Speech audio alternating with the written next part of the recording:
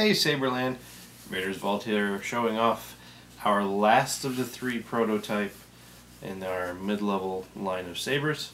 This one is called Legacy.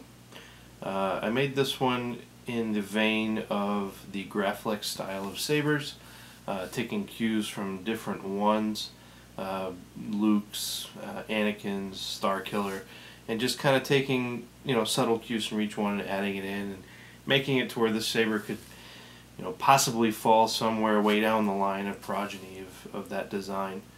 And I think it came out really well. Let's start with the external features. Just like our previous 2 sabers, Ember and Haze, it's somewhere between 10 and 10.5 inches long. Very comfortable, very well balanced, fits 1 or 2 hands for the grip. The emitter, it does have, of course, the S-curve styling of the Graflex style saber. I went with a shine-through slot on the top, and on the side here I went with a stylized faux recharge port similar to the Graflex, but I only did 1, so that would be similar to the Starkiller, which only had 1, and it has custom hand-done brass charge pins in the port. And back here we have the recessed anti-vandal switch white dot, and then we have the grill slots here on the side.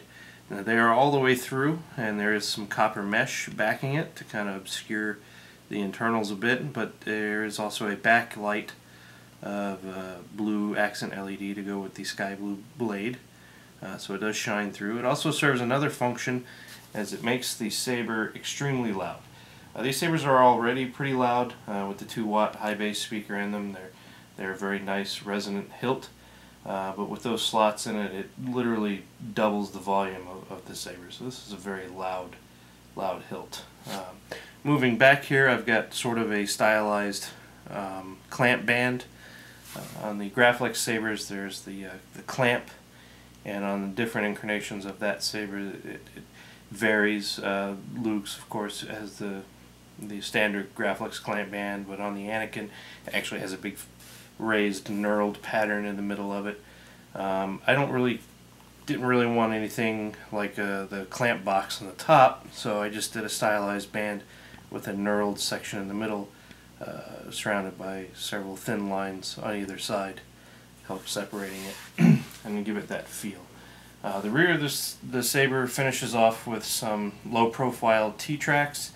I don't really care for T-tracks that stick way off the hilt. I mean, I do love a Graflex saber, but the rear of the grip is not very comfortable or usable for me. So I did inset the T-tracks into the rear grip, so they don't stick out very much at all, and it makes for a very usable and comfortable rear grip on this saber. They're also in an X pattern, which I felt worked better in the hand. It felt better depending on how you're gripping it to access the switch.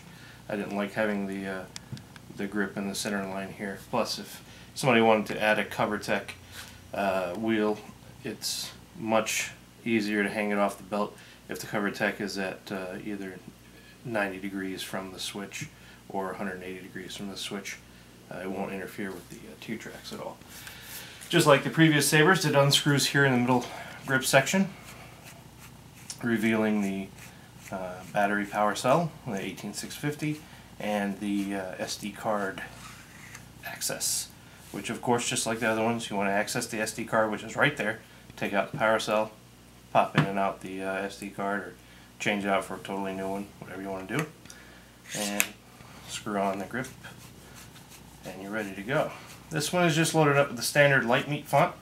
A lot of people kind of discount it as it's available standard with the Petit Crouton, but it's a great font. You can get any other font that you want. We have over 115 now, with some brand new fonts by brand new font makers at saberfont.com. That's www.saberfont.com for all of you out there with Plector Labs or Igniter boards. Give a look-see over there and check out the fonts. Let's get it powered on in the dark. This is a Tri-Rebel blue, blue, white. So it's got 2 blue dyes and a white dye for the flash on clash. The blue from the Rebels is a very pale blue.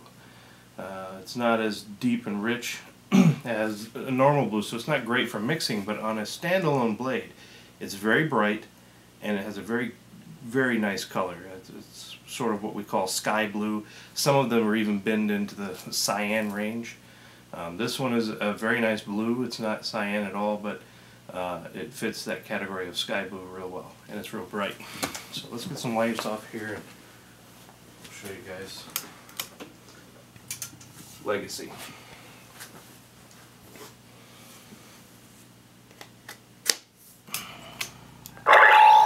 That's the boot sound. And there you go. Nice bright sky blue tri-rebel blade. White die for the fought. Very dramatic, very bright.